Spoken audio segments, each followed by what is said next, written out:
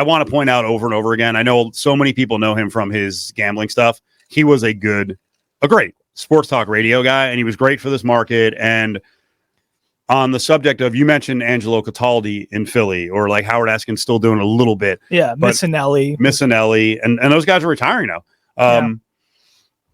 When you're a sports fan and you first come upon sports radio, it's kind of magical. Like, it's an outlet where you get to hear people arguing, you want to call.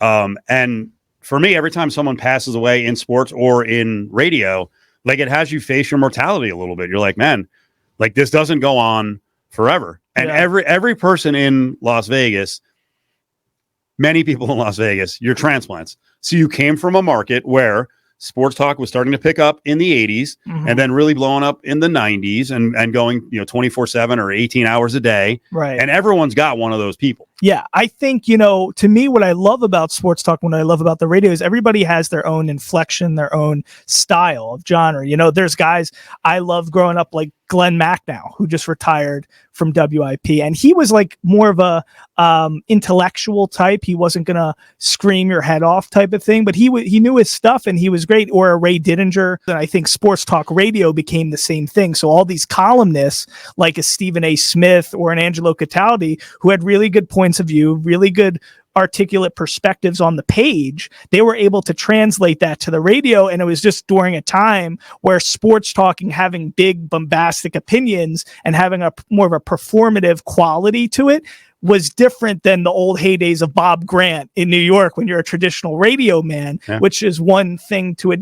So everybody has their own unique style. And I think I can appreciate all aspects of it. But to me, I think the performative quality of some of these guys is just tremendous. In the New Jersey, New York area, I grew up when I really first started listening, there wasn't sports talk radio round the clock. FAN went live in 87 with round the clock. But believe it or not, some of the first people I listened to, there's Art Rush Jr., who was way back into the 70s, but a lot around the Yankees. But on Blowtorch NBC back then, it was Mike Breen. Look what Breen's become. People don't realize Breen was a talk show host, and Breen was a brilliant personality on Imus.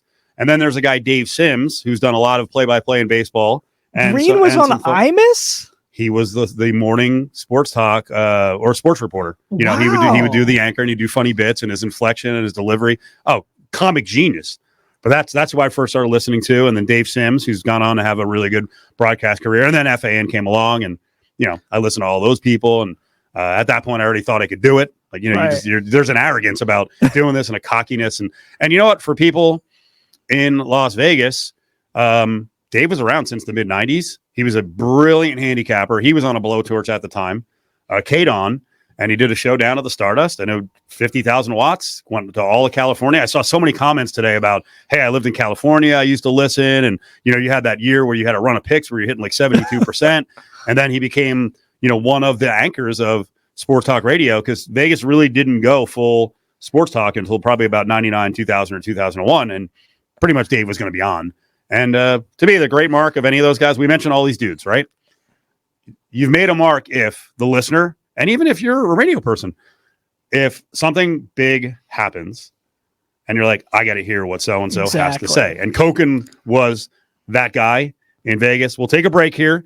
And I'm telling you, on a trade deadline day, there would be something about the Red Sox. And I don't know if he would be happy about the Red Sox. Maybe he would.